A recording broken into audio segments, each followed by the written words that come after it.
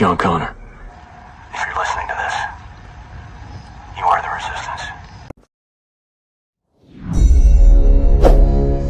Kalau Bosman Mardigu jadi presiden, maka dalam 100 hari kerja pertamanya apa yang akan dilakukan? Dalam ilmu MMT, Modern Monetary Theory, maka ada yang namanya TINA, There is no alternative. Apa arti TINA sederhananya? Pemerintah akan membuat peraturan sehingga orang tidak punya pilihan kecuali mengikuti apa yang pemerintah arahkan. Misalnya, ada 5.500 triliun uang nasabah di bank di Indonesia. Katakan 50%-nya adalah uang yang didepositokan oleh nasabahnya. Uang itu memperoleh bunga deposito sekitar 5% setahun. Jadi, kalau ada seseorang punya uang 100 miliar rupiah pada depositonya, maka dia akan memperoleh bunga sekitar 5 miliar setahun. Lumayan, duduk-duduk nggak ngapa-ngapain menikmati hidup. Kalau punya 1 triliun bahkan, dapat 50 miliar per tahunnya, bunganya didapat olehnya. Maka dalam MMT, buat peraturan yang namanya TINA, yaitu tidak ada pilihan lain seperti bunga deposito sekarang 0%. Kalau bunga deposito 0%, maka deposan kepalanya pecah semuanya. Yang tadinya duduk-duduk enak dapat 5 miliar setahun, tahu-tahu dapatnya 0. Maka uang tersebut bakal ditariknya keluar. Maka pilihannya, kalau dia kirim ke luar negeri tanpa underlying transaction atau tidak ada transaksi, hanya pindahin uang, dia akan kena pasal flight capital, penjara 5 tahun. Keluar uang dari Indonesia harus ada masuknya atau transaksinya. Misalnya beli alat produksi atau apapun yang bermanfaat. Kalau mau deposito di luar negeri, tukar mata uang asing, flight capital, penjara 5 tahun. Apa yang terjadi kalau TINA diterbitkan regulasinya? Sementara dari 5.500 triliun, setengahnya adalah deposito yang tidak berbunga. Maka uang tersebut mendadak bisa keluar dari bank dan masuk ke sektor real. Jadi pabrik, jadi hotel,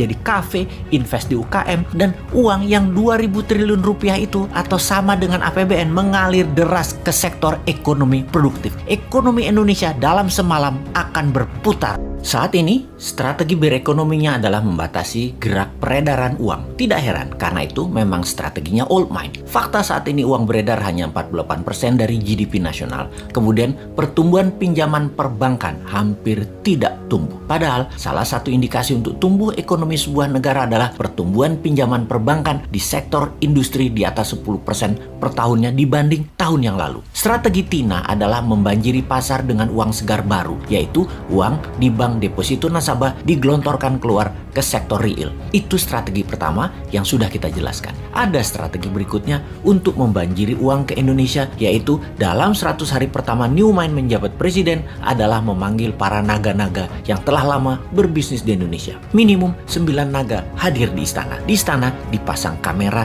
dari seluruh media elektronik termasuk live YouTube dan media sosial lainnya. Ketika mereka hadir dalam meja pertemuan, maka siaran langsung dimulai. Presiden akan mengatakan, "Pak A, menurut data di kantong saya, Anda dan keluarga yang telah 50 tahun membangun bisnis di Indonesia memiliki uang tunai di negara lain lebih dari 10 billion dolar atau 150 triliun rupiah. Kapan uang itu balik ke Indonesia?" Maka si A mengatakan, 24 bulan lagi, Pak. Maka Presiden akan mengambil pasportnya dan berkata, "Tak pinjem pasportmu 2 tahun ya, sampai uangmu masuk balik ke Indonesia." Oke, Pak F, berapa lama uangmu dan keluargamu yang di luar negeri itu akan masuk balik disimpan di Indonesia? Maka F menjawab, "Wah, belum tahu Pak, harus saya hitung dulu." Maka Presiden akan mengatakan, "Baiklah kalau begitu, kita pinjem pasportnya ya. Juga kita belum tahu berapa lama paspor ini kita pinjemnya." "Pak B, berapa lama aset tunaimu yang di luar negeri akan balik ke Indonesia?" Pak B menjawab, 1 tahun. "Baik, 1 tahun pasportmu tak pinjem ya. Kalau mau berobat ke luar negeri, ngapunten loh ya, Anda belum bisa dulu. Berobat di tanah air aja dulu. Atau mau kunjungi anak, saudara, mau tinggal atau jalan-jalan wisata ke luar negeri, belum bisa dulu. Jadi wisatanya di dalam negeri aja. Sampai uang di luar negeri balik dulu ke tanah air, nggih. Janji suci kalian ini disaksikan seluruh rakyat Indonesia loh. Anda ini pahlawan ekonomi kalau balikin uang tersebut ke tanah air yang akan membantu ekonomi dalam negeri. Kita putar cepat bersama. Mau kan jadi pahlawan bangsa? Ini masa kalian berkontribusi ke negara tercinta loh." Sahabat,